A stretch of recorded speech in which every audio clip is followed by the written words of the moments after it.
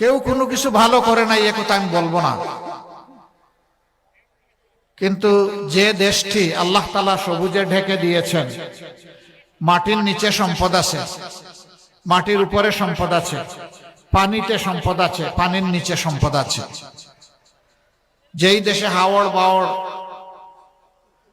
বনজ কৃষিজ সম্পদ আছে, যে দেশের মানুষ পরিশ্রমী, যেই দেশের মানুষের হাতের ছোঁয়ায় দুনিয়ার বিভিন্ন দেশের কপাল কিসমত বদলে যায়, এই দেশের মানুষের কপাল বদলায় না কেন?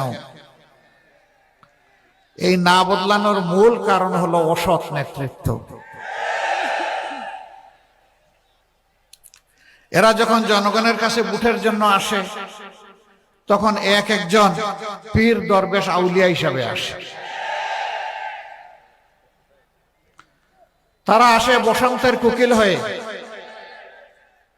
বসন্তের সুবাতাস উপভোগ করার জন্য।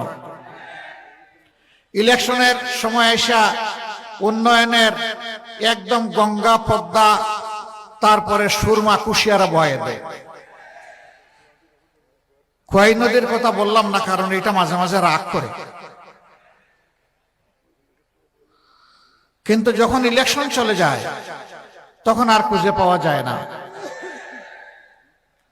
একবার এক শ্রান্ত পথিক চৈত্র মাসের দিনে দীর্ঘ মাঠ পাড়ি দিয়ে এসেছে, হাঁপাতে হাঁপাতে এক জনপ্রতিনিধির বাড়িতে উঠেছে। উঠে বলে, স্যার, আমার তো পিপাসায় ছাতি ফেটে যায়, আমাকে কিছু পান করতে দেন। তিনি তার কাজের সহযোগীকে বললেন, তাড়াতাড়ি যাও, তার জন্য কিছু পানীয় নিয়ে আস। ওই বেচারা এক জগ ভর্তি পানি আর একটা গ্লাস এনে সামনে দিয়ে বলে যে আপনি পান করেন। এখন সে পান করে না। তিনি জিজ্ঞেস করলেন যে এত সময় আপনি বললেন ছাতি ফেটে যাচ্ছে, এখন পানি সামনে জগ ভর্তি পানি গ্লাস আছে, আপনি পান করছেন না কেন? কয়, স্যার, এত বড় মাঠ পাড়ি দিয়ে 14 মাসে আসছি এই পানি পান করার জন্য। কয়, তাইলে কোন পানি পান করতে আসছেন? ওই যে ইলেকশনের সময় যে আমাকে পান করাইছিলেন, যে পানি ফুস করে উঠেছিল। কয়, ওই পানি খাইতে হলে আরো 5 বছর অপেক্ষা করা লাগবে। বুঝতে পারছেন বিষয়টা? ওই 5 বছরে একবার ফুস করা পানি খাওয়ায়, ফান্টা, স্প্রাইট, এই ধরনের কোক যেগুলো আছে এগুলা খাওয়ায়। ওই সময় বলে যে যার দিকে তাকায় বলে যে আপনারে তো আমার ভাইয়ের মতো লাগে। এরপরে ইলেকশন যখন চলে যায় তখন ভাই তো দূরের কথা, একটু শালারও মর্যাদা দিতে রাজি হয় না। জনগণের সম্পদ তারা যুগ যুগ ধরে লুণ্ঠন করে নিয়ে গেছেন। আপনারা জানেন, গত 15.5 বছরে কমপক্ষে 28 লক্ষ কোটি টাকা বাংলাদেশ থেকে বিদেশে পাচার হয়েছে। এই টাকাগুলা কার? 18 কোটি মানুষের। রাস্তায় যিনি ভিক্ষা করেন, এই টাকাতে তার অংশ আছে। আজকের জন্ম নেওয়া শিশুর অংশ আছে। রাষ্ট্রীয় আয়ের 3 খাত, একটা হলো ট্যাক্স, বিদেশি অনুদান আর বিদেশি সাহায্য। এই 3টা মিলে রাষ্ট্রের তহবিল গঠন হয়। এই 3টাতে সমস্ত মানুষ শরীক। এরা জনগণের টাকা চুরি করেছে, তারা বড়লোক হয়েছে, দেশে সাহস করে নাই অথবা দেশটাকে পছন্দ হয় নাই, এই জন্য পরিবার শুদ্ধ টাকা শুদ্ধ বিদেশে পাঠাই দিচ্ছে। ইনশাআল্লাহ আমরা দুর্নীতিমুক্ত একটি বাংলাদেশ গড়ার অঙ্গীকার নিয়ে ময়দানে এসেছি। আপনাদের এখানে তো কোনো চাঁদাবাজি তেমন হওয়ার কথা না, এখানেও চাঁদাবাজি হয়। ইনশাআল্লাহ আল্লাহ তাআলা আমাদেরকে সুযোগ দিলে এই দেশ পরিচালনার, আমরা চাঁদাবাজের হাত বন্ধ করে দেব ইনশাআল্লাহ। আর চাঁদাবাজি করার দুঃসাহস কেউ দেখাবে না।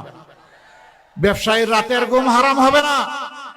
ফুটপাতের সাধারণ হকারকে চোখের পানি ফেলতে হবে না যে আজকে সারাদিনে কয় টাকা রুজি করব, শুরুতেই তো তাকে 100 টাকা আমার দিতে হলো।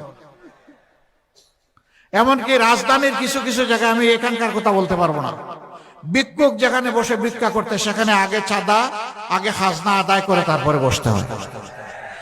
এরা কোন স্তরের প্রাণী আপনারাই চিন্তা করেন। রাজনীতি আমাদের পেশা নয়, রাজনীতিকে আমরা কর্তব্য হিসাবে নিয়েছি।